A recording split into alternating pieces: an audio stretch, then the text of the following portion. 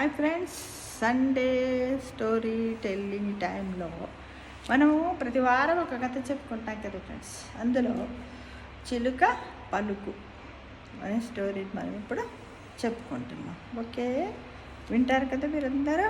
వినండి, దాంట్లో ఉన్నటువంటి మోరల్ని గ్రహించండి, నలుగురికి చెప్పండి, ఆనందించండి. చెప్పుకుందామా మరి?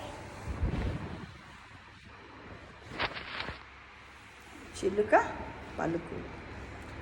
ఒక సాధువు శిష్యుడితో కలిసి కాలినడకన కాశీయాత్రకు బయలుదేరాడు.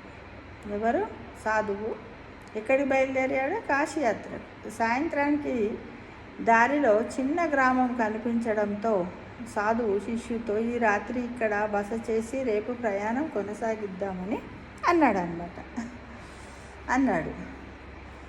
అయితే ఆఖరి మీదున్న శిష్యుడు సరే గురుగారు అంటూ ఎదురుగా ఉన్న భవనంలో ఆతిథ్యం దొరుకుతుందేమో అడిగి చూస్తానంటూ అక్కడికి పోయాడు. వాళ్ళు నడుచుకుంటూ వస్తున్నప్పుడు ఎదురుగా ఒక భవనం ఉంది, దాన్ని అడుగుదామని వెళ్ళాడు. ఇంటి గుమ్మం ముందు నిలబడి, అయ్యా మేము బాటసారులం, ఒక పూట ఆశ్రయం ఇవ్వగలరా అని అరిచాడనమాట.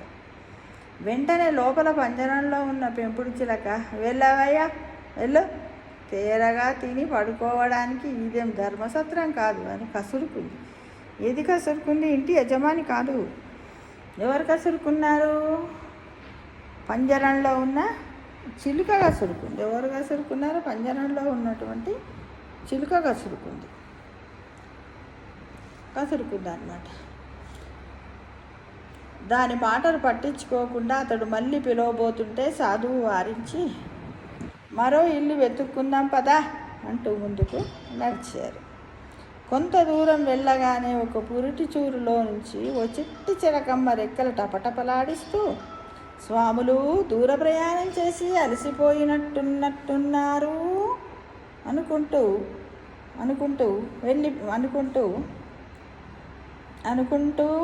తను ఏమన్నదంటే పిలుస్తూ ఉంది అన్నమాట. దూర ప్రయాణం చేశారా అండి మీరు అనుకుంటూ అని ఏమంటుంది? వీళ్ళను మాట్లాడుతుంది. ఏది? చిట్టి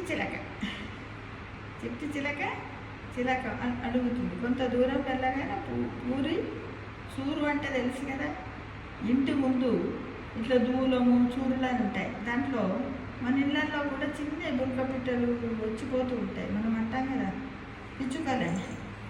అలానే ఓ చిట్టి చిలకమ్మ రెక్కలు టపటపలాడిస్తూ, స్వాములు దూర ప్రయాణం చేసి అలసిపోయినట్టున్నారు, ఈ పూట మా ఆతిథ్యం స్వీకరించండి రండి అంటూ ముద్దుగా పిలిచింది.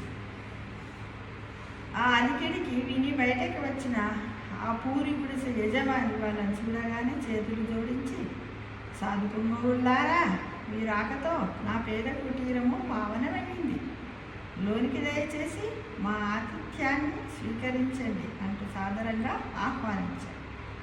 అతడి భార్య వేడిగా జొన్నన్నము కొరివికారము ఆప్యాయంగా వడ్డిస్తూ ఉంటే తృప్తిగా భోంచేసి ఆ రాత్రి అక్కడే నిద్రించాడు. జొన్నన్నం అంటే గట్క.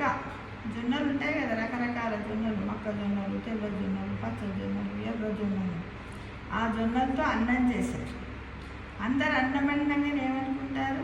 వరి బియ్యంతో అన్నం ఉడితేనే అన్నం అనుకుంటారు. కానీ వాళ్ళు పేదవాళ్ళు కాబట్టి వాళ్ళు ఏమంటారు? జొన్నలు. కొరివి కారం అంటే నూనె లేకుండానే ఏదో మిరపకాయలు, పండు మిరపకాయలు, ఎండు మిరపకాయలు, లేకపోతే పచ్చి మిరపకాయలతో రోట్లో ఉప్పు కారం ఇట్లా వేసేసి చింతపండు వేసి నూరుతారు. పోపు కూడా పెట్టి, అంటే ఎందుకోసము ఇది జొన్నన్నం కొరివి కారం అన్నం అంటే వాళ్ళు చాలా పేదవాళ్ళు కాబట్టి ప్రేమ ఆప్యాయతలతోటి జొన్నన్నము కొరివి కారం ఆప్యాయంగా చేసి వడ్డిస్తుంటే ఈ సాధువు వాళ్ళు చాలా చక్కగా భోజనం చేసి తృప్తిగా ఆ రాత్రి అక్కడే నిద్రించారు. మరుసటి రోజు సెలవు తీసుకుని ప్రయాణం మొదలుపెట్టారు.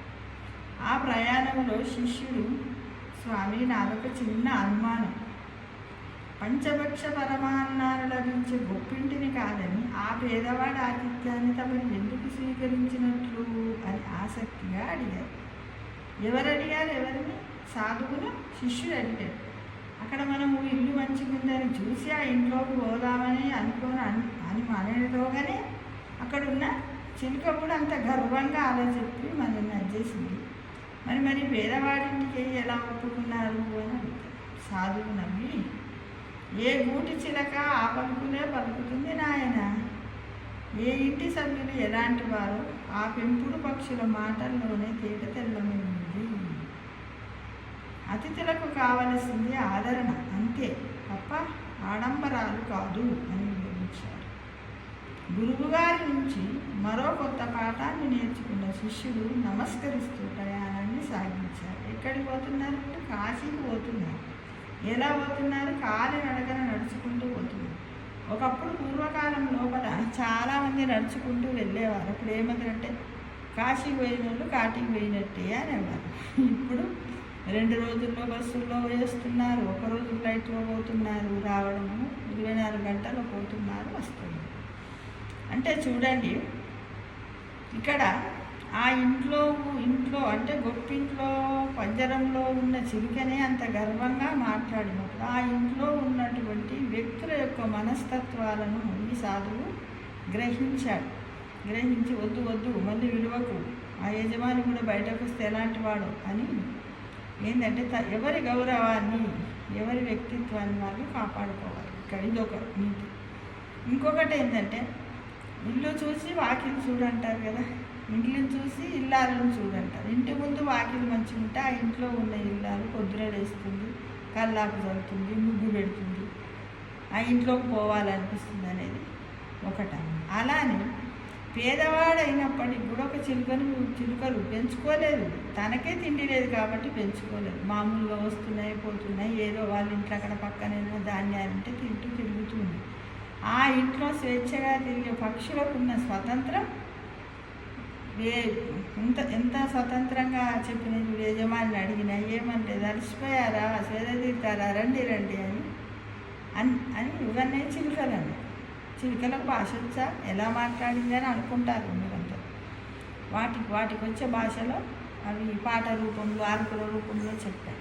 అవి విన్న యజమాని బయటకు వచ్చి అంతే చిలుక ఏ విధంగా అయితే పలికి ప్రేమతో ఆదరణగా వీళ్ళని పిలిచిందో అదే విధంగానే ఆ యజమాని కూడా వీళ్ళని రమ్మని పిలిచాడు. ఫ్రెండ్స్, ఏది ఉన్నప్పటికీ కూడా మనకు కావాల్సింది ఏంటి?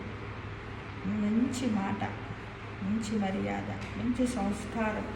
ఇది తప్ప మనకు ఏమి కూడా మన వైపు రావు ఫ్రెండ్స్. కాబట్టి ప్రతి ఒక్కరు కూడా అందరూ ఇలాంటి కథలను సేకరించండి, చిన్నపిల్లలకు వినిపించండి. వినిపించినట్టయితే వాళ్ళకే మనం ఎన్నో సంస్కారాలను నేర్పిన వాళ్ళం అవుతాము. తర్వాత మొక్కయి వంగంది మానవి వంగున అన్నట్టు మనం తర్వాత ఎన్ని చెప్పిన వాళ్ళు నేర్చుకోరు. అంటే చిన్నప్పుడే వాళ్ళ మనస్సులో ఏదైనా నాటుకున్నట్టయితే పెద్దగా అయినాక కూడా వాళ్ళు అలానే ఉంటారు ఫ్రెండ్స్. కాబట్టి తప్పకుండా ప్రతి వారం ఒక కథను సేకరించండి, లేదా మీరే ఊహించండి, రాయండి. ఈ విధంగా మళ్ళీ కలుస్తాం వచ్చేవారు. Thank you.